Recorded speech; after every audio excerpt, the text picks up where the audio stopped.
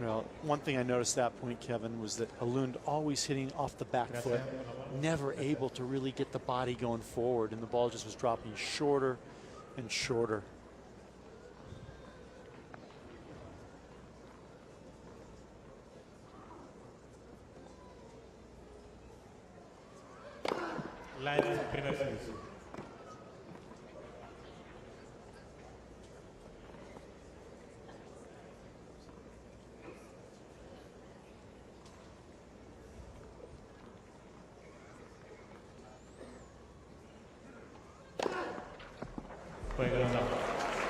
Well, that'll level the second set.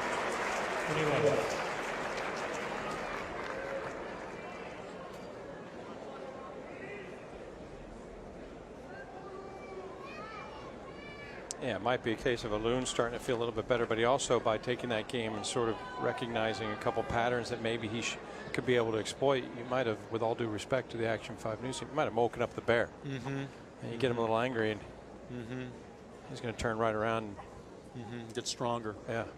Come at you harder.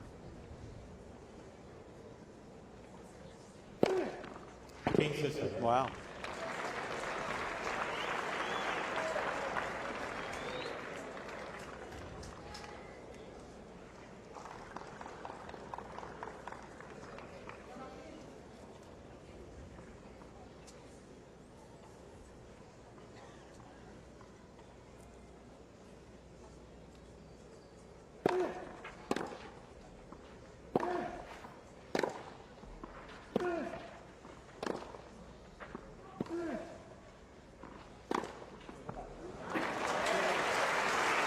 Just rolls the ball back nice and deep. Alund not able to really do anything whatsoever. The ball drops short and Nadal pounces on it. One thing about Nadal, for so many years, when he was playing all the tournaments, he was also the guy, for me, that practiced harder than anybody else.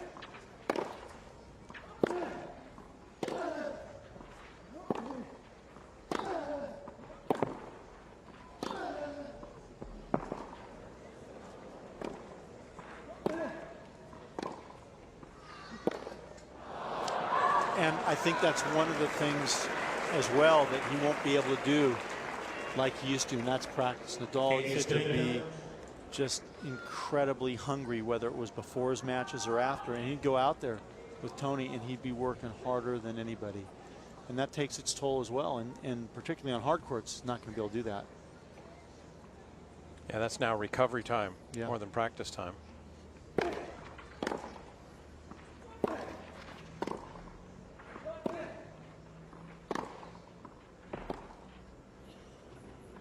Yeah, the practice time over since 2005 was always almost like him playing additional matches. Now I really think it almost is like practice time for him, which is just getting a sense, a little feel, and not really burning himself out or doing too much out there. So that's a whole different approach for Nadal.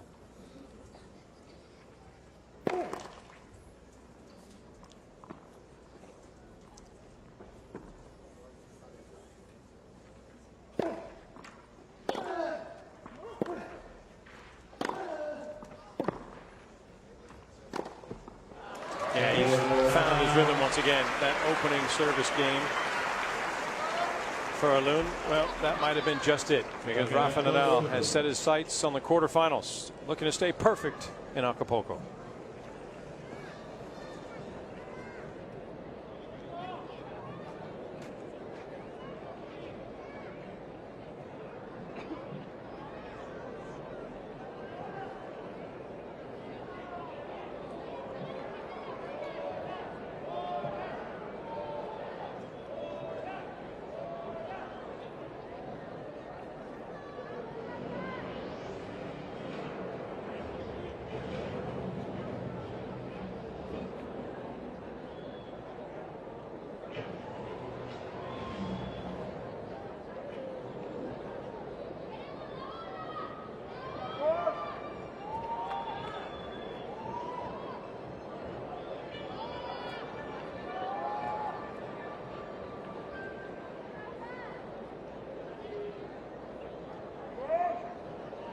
Tiempo.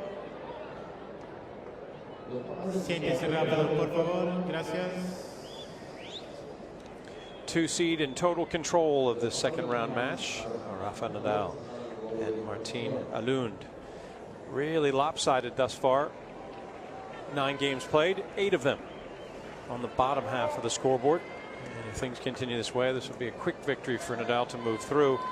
And in the quarterfinals, will take on another Argentine, his third in as many matches here this week, Leonardo Meyer, who was victorious earlier today against Andrei Kuznetsov.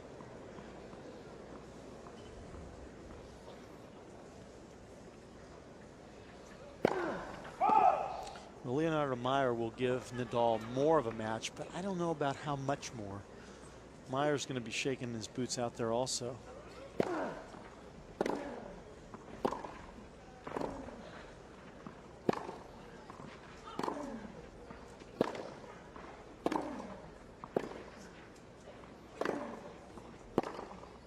I don't really, to me, it doesn't really matter who's going out there or what Nadal is actually, how he's playing, because he's so intimidating.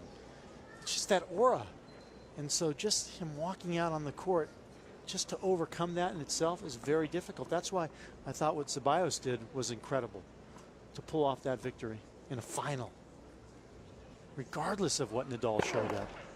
And if things continue the way expected and Ceballos manages to push through to the semifinals, Rafa could face 4 Argentines in the first 4 rounds here, and he would get his chance back to exact revenge. But Ceballos, that's a tall order. He has to face the winner of Almagro and Robredo. They have just started on Cancha Dos.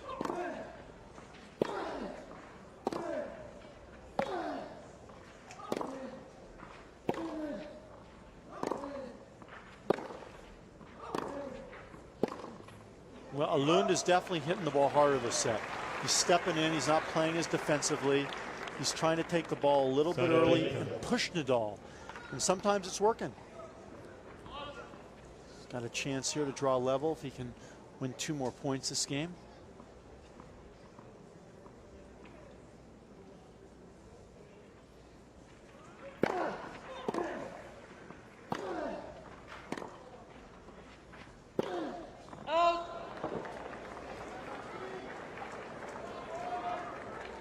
So, 40.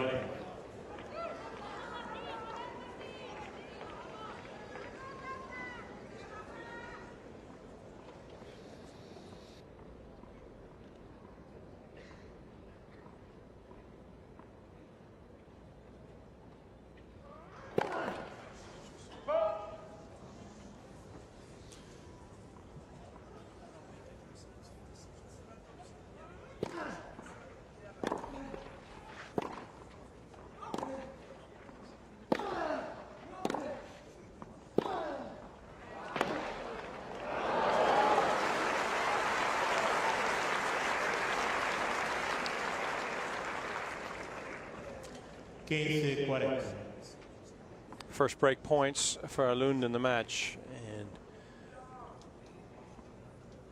Nadal gets him on the run to save 1.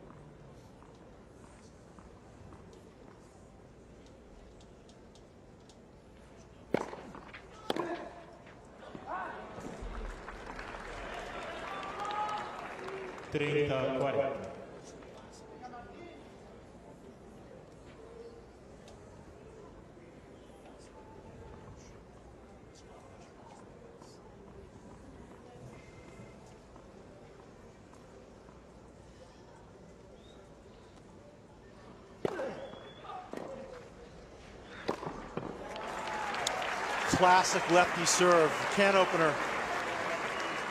Taking a lot of pace off the ball, using a lot of spin, coming around the outside of the ball, and just carving that thing nice and wide. Saving his 3rd break point.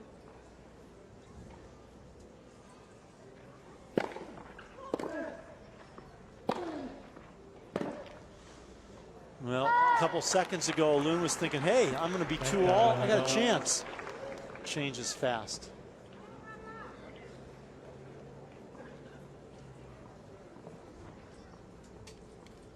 See if Nadal uses the wide serve again. Used it so well, that break point. And doesn't need it. 5 straight points after facing triple break point. And instead of 2-all, Alund looks up and all that effort. And he's still down a break and 3-1. Well, you called it. You've said it could have worked against him getting off the schneid, getting his first game. I think he woke up Nadal. Nadal maybe could have gotten a little, well, let's just say tentative and taken his foot off the accelerator. Remember the last time they played, Nadal dropped the second set against this guy.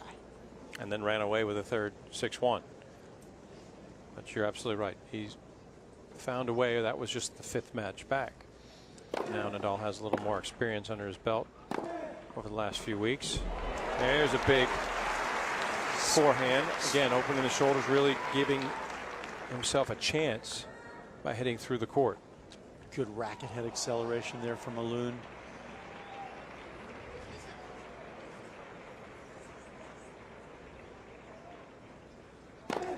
Yeah, that experience in Viña del Mar and Sao Paulo works both ways. The tournament had to feel really good about, all right, we're the tournament. Rafa's announced first. It's going to be his comeback event after 7 months off.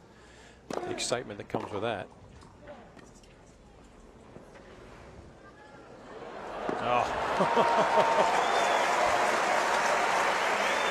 That almost brings them to their feet. Well, Alund thinks he's got a good drop shot here, but he forgets who he's playing against. And one thing to learn, when you hit a drop shot like that, you need to follow it forward.